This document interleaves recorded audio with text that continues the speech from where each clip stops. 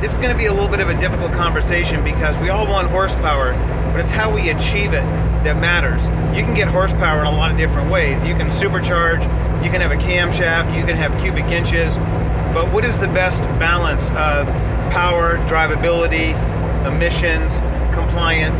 An LS3 will put out well over 400 horsepower, but so will an LT1, and they do things in different ways. We can get 400 horsepower from a 1-liter engine, so why don't we? Sometimes more isn't always better. There's usually a trade-off: emissions and performance, economy and performance.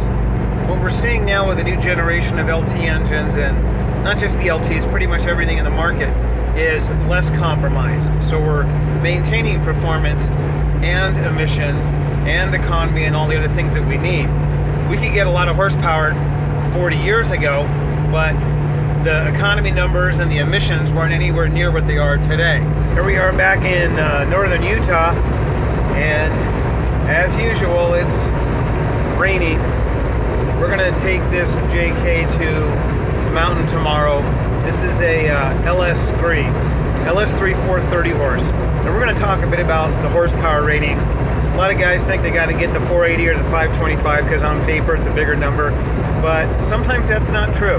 We're back in Las Vegas, and I want to talk a little more about how these engines make horsepower, so maybe we can get a better understanding about how the LS3 is different than a Hemi, and a Hemi is different than an LT, etc.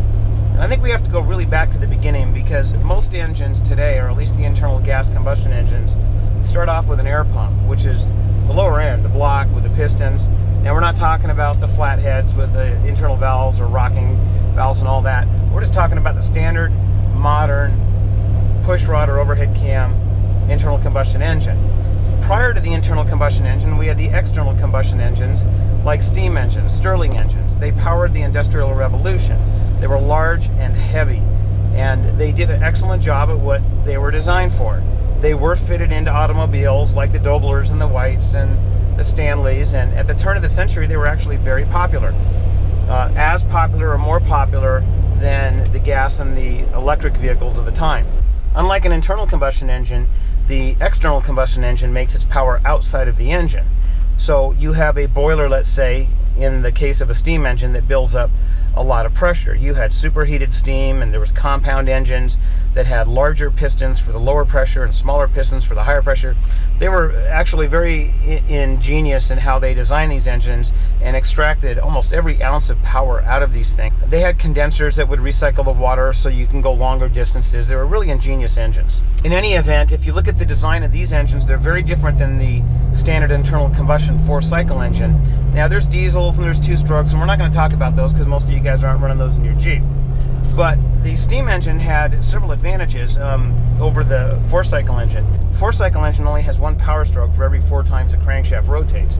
A steam engine can have 2 power strokes for every time the crankshaft rotates. So a little single-cylinder steam engine, where the steam pressure acts on both the top and the bottom of the piston, can act like a much larger internal combustion engine.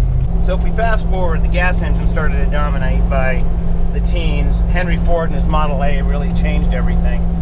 And prior to the modern overhead cam and Hemi and all the other designs and the heads that we have today, the early engines were pretty primitive. They had flat heads, which basically meant it was a plate bolted on top of the engine block, and the valving and all that was inside of the block. They were low pressure or no pressure oiling systems. They ran very low compression ratios, but they did their job. A lot of this was dependent on the oils and the fuels available at the time, which of course are not what we have today. What really changed that was prior to World War II and World War II, we began getting some high-octane fuels and some quality lubricants. So it just made sense after the war, the hot rodding boom started. Not only fitting aircraft components to cars, not just aircraft engine, but blowers and some of the other technology that the aircraft engines had. You gotta remember, some of these old radials and inline engines were putting out thousands of horsepower in these airplanes. 4 valves, double cams. The Germans had fuel injection. Pretty much the future of hot rodding and the internal combustion car was in World War II. A lot of the technology that came out of World War II is what you have in your vehicle today. Now, we didn't have the computer technology that we have today, but you would be surprised how sophisticated some of these early mechanical systems were. So there was a pretty long period, several decades of what I call easy development. Basically, you wanted more power, you just added compression. In the mid-1950s, the high compression engines and the V8s became prominent. Ford, Chevy, and GM all jumped into the low-cost V8. Prior to that, the V8 was pretty much exclusive. It was expensive to make, and most vehicles had a straight 6, maybe a straight 8.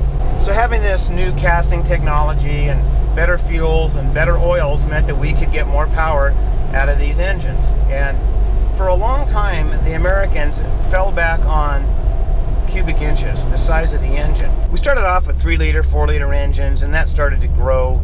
The early Chevy was 265 cubic inches, then 288. We had the 302, the 305, the 307, the 327, the 350. A lot of guys did the 383s, the 400. Yeah, they had a 400 small block. Then we had the big blocks, the 427s, the 454s, the 8 liters, 8.1 liters, whatever. It just kept growing and growing. And we can get more power with the same technology. But by the mid-60s, things started to change. The California Air Resource Board was created to clean up the air, and the air was pretty bad. I lived in Los Angeles in the valley, and I saw the smog, or the combination of smoke and fog in the valley and in the basins. Most engines were running road draft tubes, which basically meant we were taking all the byproducts of combustion and just putting it into the atmosphere. We didn't have positive crankcase ventilation systems, which really cleaned up the internal combustion engine. By recirculating the crankcase gases back in through the intake, that was a major step in cleaning up these engines. And that was pretty much done by the mid-1960s. And then the government said, we want more and more and more. We want cleaner engines and leaner engines, and sometimes it backfired, like the case of the early NOx emissions, and we'll talk about that in a second. Now, I'm mostly talking about American engines here. The imports from Europe, Japan, they really didn't get on to the bigger is better as far as the engine goes. They were taxed by the size of their engines, the French and the English, and they wanted smaller engines that performed better. So they used technology. They did start to go to overhead cams, single overhead cams, dual overhead cams. They went to multi-valve cylinders, 4-valve engines, etc. So in a way, when the gas crisis hit, they were better prepared than the Americans were. In the early 1970s, I remember these old muscle cars, Hemis and 440s and 454s just being crushed in wrecking yards because they were gas guzzlers.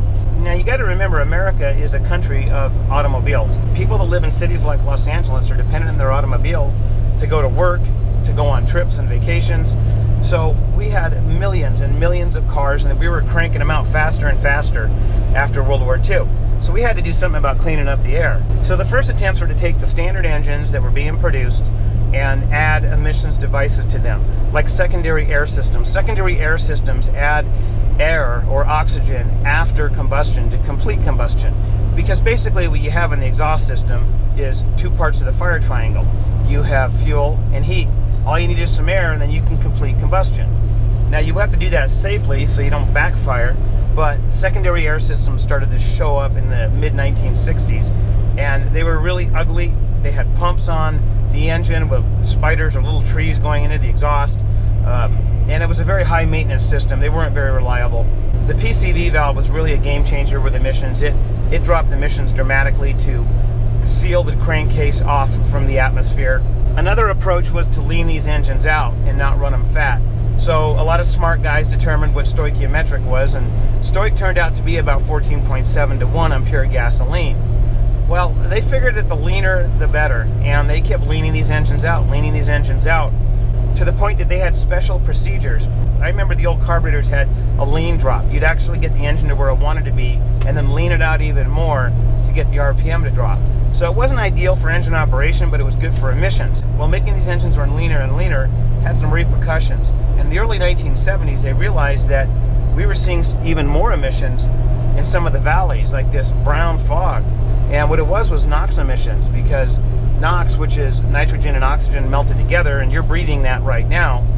Most of what you're breathing is nitrogen and oxygen, about 21% oxygen. When they would get into a combustion chamber that was really hot and under pressure, they would melt together. And there's NO1 and NO2 and NO3. That's why they call it NOx, the X representing any number of oxygen atoms. Some of these NOx particles are photochemical smog, which basically mean when they combine with sunlight, they form this haze, or this brown haze. And we were starting to see these layers of smog in the valleys, even though we were leaning these motors out, even though we were running these emission systems. Well, in the early 1970s, they realized that NOx was a problem and they had to figure out a way to combat it. So the easy thing was to cool off the combustion chamber. Well, how do you do that? NOx is formed at about 2,500 degrees. And if you keep leaning a motor out, you're going to get up there, especially on the long grades where you're putting your engine under a heavy load.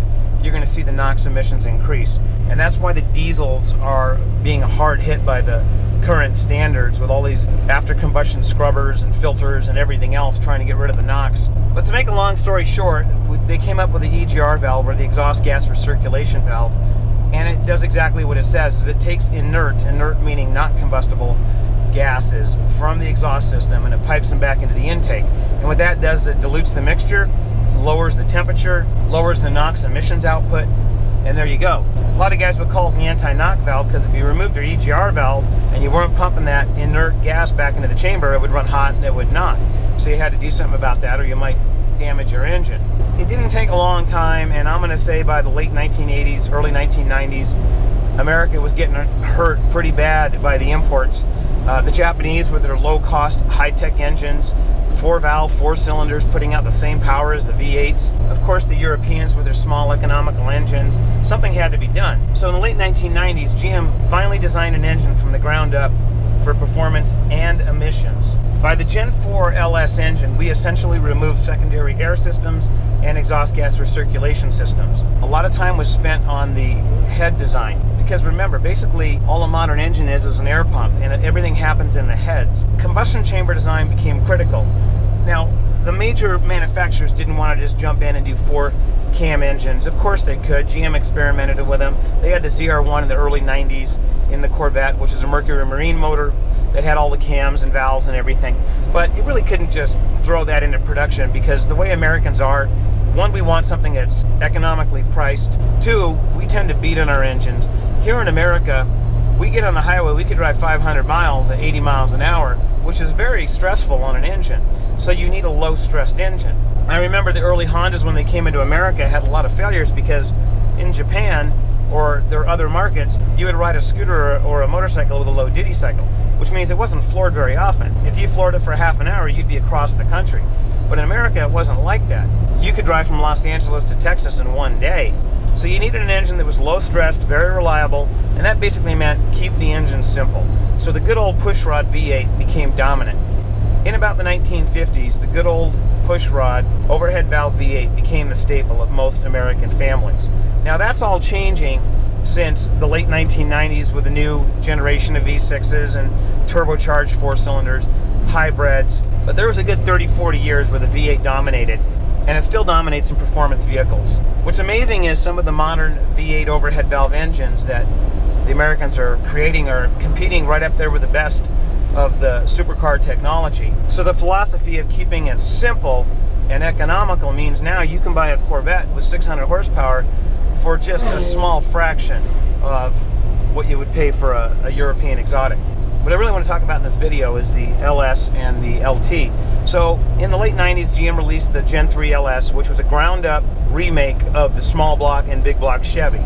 And it really was a game changer, because this engine was designed, as I said, not only for performance, but for emissions. So we eliminated all that extraneous stuff. With modern computer technology, we had the ability to control these engines and keep them cleaner than ever with massive power boosts. If you look at a 5.3 LS putting out 300 horsepower and compare that to the small block 5.7 throttle body engines, we're putting out 180, 190 horsepower, that's a dramatic boost. Not only that, these engines were strong, they were all aluminum, cross-bolted. But let's jump right into the Gen 4 engines, which came out in the mid-2000s, because that's what I want to talk about. I'm driving an LS3 right now. The LS3 was the performance engine of the LS lineup. Now, yes, there's more performance LS engines, the LSA, the LS9, the LS7, but we're talking about the LS3, because GM has really cranked these things out. If you don't have one, you probably know somebody that does. Almost all the racing venues went to the LS3-based engines, whether you're in Baja or the Outback, the LS3 engine pretty much dominated. It was a very durable, simple engine with the same technology as a small block Chevy from 1955, just modernized, made strong, high compression. On a weekly basis, I get guys that want to do LS3s. I want the LS3 525 because it has almost 100 horsepower more than the LS3 430. Well, that might be true. There is no free lunch. And if you look at what Motec has been doing and what my competitors have been doing, we pretty much moved away from the high horse cammed engines for a couple of reasons, and that's the crux of this video. If you take an LS3 430, it's an awesome engine. It idles at 600 RPM all day long. It crawls. It runs relatively cool. I just took this Jeep to Park City and back to Las Vegas. It averaged decent economy, perfect drivability, and it ran cool. You can't ask much more from an engine. Now, the LS3 does not have variable valve timing. It doesn't have active fuel management. So what do you do to get more horsepower? Well, you put a cam in it. By putting a cam in it, you can basically raise the cylinder pressure at the higher RPMs. In a 4-stroke engine, and we're not going to go into it in detail, basically the intake stroke is what's critical. The more fuel and air you can ram into that chamber, the more power you're going to get. So at high RPM, there's a column of air flowing into your engine, and you guys might remember the old Can-Am cars with a ram stack and the pictures from the 1960s of the tuned intake systems and all that. But basically what you're doing is at high RPM, the air is moving so fast, you can close the intake valve after bottom dead center. So this column of air is ramming into the engine, the piston starts coming up, but the velocity of the air coming in overpowers the pressure of the piston pushing up. So the magic point is to close that valve just as that column of air stalls. And you can actually ram more than 100% volumetric efficiency into an internal combustion, normally aspirated engine with this philosophy. And they did, and they were getting tremendous power. But the difference is these Can-Am engines are on the track and they're running at high RPM, 4, 5, 6,000 RPM, where you need to come to a stop and idle. You need to go through a drive-through and get your hamburger. And you don't want your engine to be running rough. Why does it run rough? Well, that intake valve, which closed after bottom dead center to suck all that air in from the ram air, the velocity of the air column, is no longer there. The air is basically stagnant. So when that piston starts coming back up, it pushes that charge back into the intake. When you push the charge back up into the intake, you decrease vacuum. And vacuum, as you probably know, is negative pressure, because basically it's the pressure of the atmosphere on us. So what we have is negative pressure, but we're going to call it vacuum. And when you lose the vacuum in the intake, now this air fuel charge is not distributed properly. So you get that rump, rump, rump, you get that rough idle. Now, a lot of the guys went to the Hilborns or the fuel injection, which delivers the fuel right behind the intake valve, and of course that helped, but you still had that rump, rump, rump. You had horrendous hydrocarbon emissions. Hydrocarbons are basically raw gasoline, and they would just be coming straight out the exhaust. Your eyes would be burning. Of course, you had high CO2, which are unburned fuels. Now, that engine at 5,000, 6,000 RPM was beautiful. The volumetric efficiency exceeded 100%, which you're not going to do with a normal engine. We were lucky to get 90% in the old days. The engine's going to put out tremendous horsepower, but it's not going to be a daily driver. So this trickles right back down into the LS3. As designed, GM made the LS3 very drivable and still had over 400 horsepower. You do a 480, you do a 525, you do a Hemi with a cam, and this isn't exclusive to the LS engines. This applies to the Fords, Chevys, whatever you want to run. You're going to sacrifice drivability and bottom end torque for horsepower. Now you got a Jeep that weighs 7,000 pounds. You're crawling off-road. It's hot out. You need good bottom end torque, good throttle response, good drivability. Do you want that rump, rump, rump engine, or do you want something that drives like a stocker? You want something that drives like a stocker, in my opinion. Yes, if you're running Baja or the Mint 400 or whatever, yeah, you might want to run that cammed engine if they allow you to, and there's tons of 500, 600 horsepower cammed LS engines out there racing. In fact, we're doing one at the shop right now. But if you want to get in your vehicle, turn the key, have it start, idle, air conditioning, cruise control, you want everything to work exactly the way it should, then you should probably stick with the normally aspirated LS3. Now that's going to bring us to my next point, and that is, how do you get that kind of horsepower? How do you get that kind of cylinder pressure and not sacrifice drivability? Well, enter the LT. What GM did with the LT is they raised the compression from the 9s and 10s of the LS and the Hemis, and they brought it up to 11.5 to 1. That's right, a 6.2 LT is 11.5 to 1 compression. So the LT engine can inherently build a lot of cylinder pressure without having a turbocharger or ram intake system. And that also means it doesn't have to run at high RPM. Well, how do they do it? Well, they do it in a lot of different ways. One, computers. Computers are kind of the saving grace of the modern performance engine. Computers can control spark knock, they can control fuel delivery, and they work so fast today that your 8-cylinder engine is like 8 individual little single-cylinder engines where everything is monitored all the time. Fuel delivery is no longer based on a table, it's based on coefficients. So every cylinder gets exactly what fuel it needs, as much spark as it can handle, but it goes beyond that. We now have continuous variable valve timing, which is not exclusive to the LT. What that means is, instead of having a park cam and an open cam for 2 different power ranges, you can phase that cam anywhere you want. By doing that, we have really good control of cylinder pressure. We can back off cylinder pressure if we sense spark knock. We can not shift the transmission. Instead of downshifting the transmission, we can phase the cam and get that little bit of a boost of torque. So the CVVT added just another level of control that we have to run this high compression. We also added direct injection, and we all know direct injection is the most efficient. We're not putting fuel into a carburetor, into an intake, or a throttle body into an intake. We're not port fuel injected or sequential injected, where we're putting it behind the valve where it has to find its way around the valve into the chamber. We're putting it right into the chamber. So now we've picked up economies there. Then you add these high gear transmissions, 8 and 10 speed transmissions, which keep these engines in their power band all the time, essentially. You guys with the 4 speeds and the 3.8s probably know that you can find a spot where your Jeep just isn't happy. It wants to downshift, it wants to upshift, it can't hold the speed on the grade. You're not going to have that with the 8 and the 10 speeds. Yeah, it might downshift, but it'll find where it wants to be. So we have high compression, good control of cylinder pressure because of the CVVT. We have direct injection. We have diverse gearing, so the engine can run where it wants to run. Now we have an engine that'll perform up there with an LS3, but still put out the power of a 480 or a 500 horsepower cammed LS3. So we have the drivability. We have the 500 RPM idle. Your wife will drive it to the store without complaint. There's really no downside other than the cost, but even the cost now, because of mass production, has come down. Right now an LS3 and an LT1 are not very far apart in pricing. So the days being the big guy at the track with a cammed Hemi or big block Chevy are kind of over. Technology has taken over. We can now get performance out of these LTs. We're pushing 700-800 horsepower with the LT5 with drivability that will still rival a stock engine. You want the horsepower of a 500 horsepower LS3 or Hemi, but you want the drivability of a stocker, get the LT1. We got a lot of videos coming up. I think we got a few LT videos next. We've been doing a lot of LSs, and we'll see you then.